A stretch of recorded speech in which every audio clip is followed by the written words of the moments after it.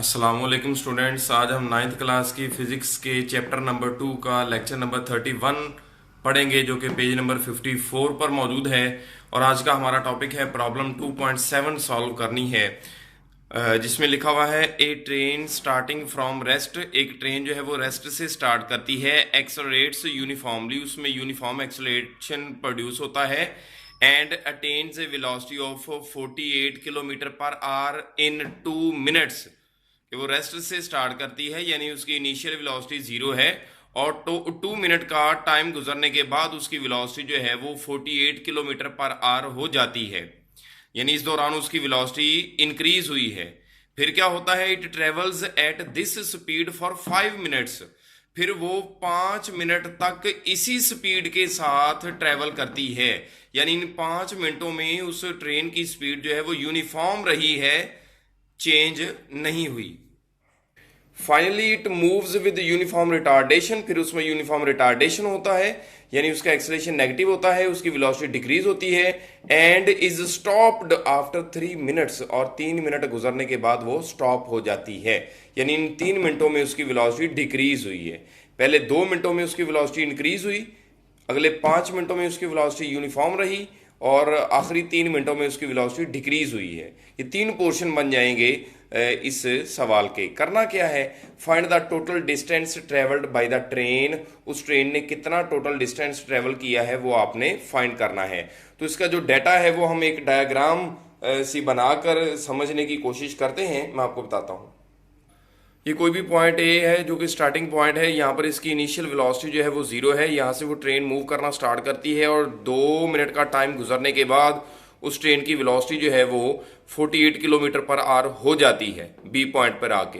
फिर B point से अगले 5 मिनट तक एक पॉइंट जो सी है, वहां तक इस ट्रेन की स्पीड जो है, वेलोसिटी जो है वो 48 किलोमीटर पर आवर ही रहती है, यूनिफॉर्म।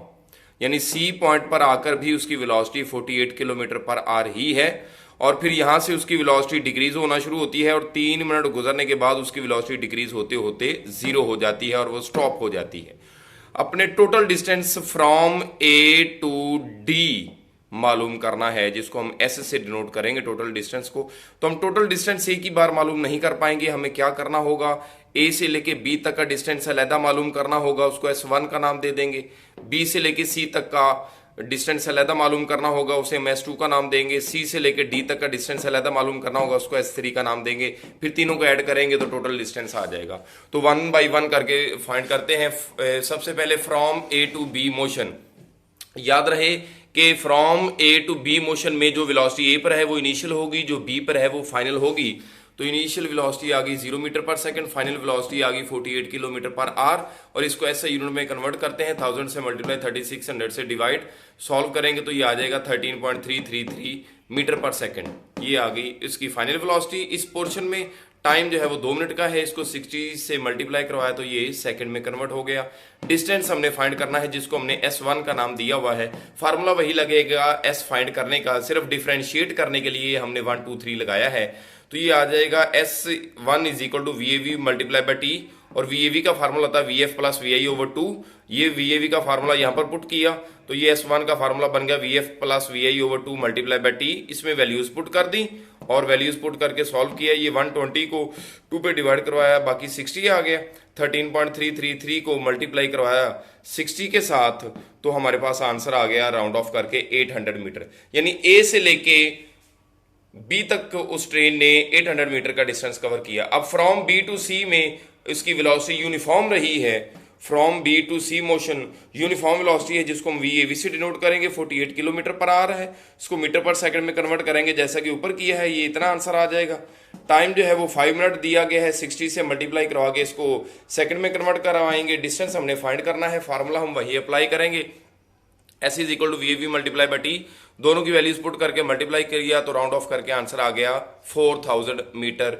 डिस्टेंस का आंसर आ गया, यानी बी से लेके सी तक जाते जाते उस ट्रेन ने 4000 मीटर का डिस्टेंस कवर किया। Finally from C to D motion में देखें तो फ्रॉम सी टू डी में जो वेलोसिटी सी पर है वो इनिशियल होगी, और जो वेलोसिटी डी पर है वो फाइनल होगी। From C to D motion में इनिशियल वेलोसिटी आ गई 48 और इसको कन्वर्ट कर लिया मीटर पर सेकंड में। फाइनल वेलोसिटी आ गई 0 मीटर पर सेकंड। टाइम आ गया 5 मिनट, सॉरी 3 मिनट है, मैं इसको चेंज कर देता हूँ।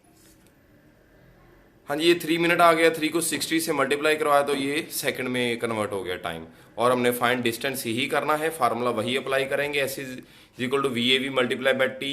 यहाँ पर इसके साथ हम 3 लगाएंगे और चूंकि यहाँ पर हमारे पास वी ए वी की वैल्यू नहीं है, वी एफ और वी आई के अलग-अलग वैल्यूज हैं, इसलिए फार्मूले को हम इस शेप में लिखेंगे जिस तरह पहले पोर्शन में लिखा है। तो S three is equal to V F plus V I over 2 multiply by T.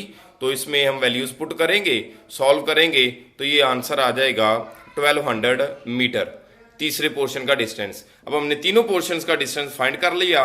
Now we can find total distance S. अब हम टोटल डिस्टेंस फाइंड करते हैं कि ए से लेके डी तक का जो डिस्टेंस टोटल, वो ए से लेके बी तक का डिस्टेंस S1 प्लस बी से लेके सी तक का डिस्टेंस S2 प्लस सी से लेके डी तक का डिस्टेंस S3। तीनों की बेटा वैल्यूज हमने फाइंड की हैं, पुट करें और इनको सॉल्व कर लें, प्लस कर लें तो ये 6000 मीटर टोटल डिस्टेंस आएगा इस ट्रेन का। ठीक है जी, इस तरह बेटा ये प्रॉब्लम जो है वो 2.7 सॉल्व होगी। अल्लाह हाफिज़।